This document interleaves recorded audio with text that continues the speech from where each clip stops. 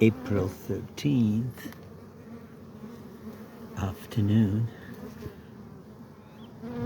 Looks like bees are pretty doing good in this honey, in this hive is full of honey.